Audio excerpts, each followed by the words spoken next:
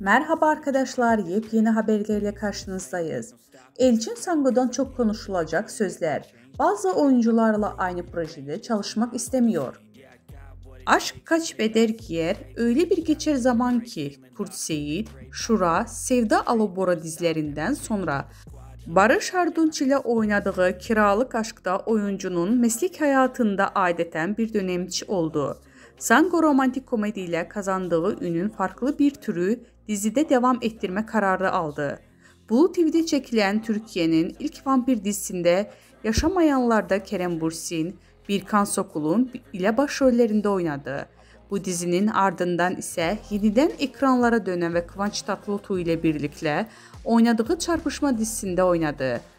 Hayranları onu yine bir romantik komedide görmek isteyince bu kez İyi Günde Kötü Günde isimli Star TV'nin dizisinde oynadığı ama beklenen ilgi görmediği ve 6. bölümden sonra yayından kaldırıldı.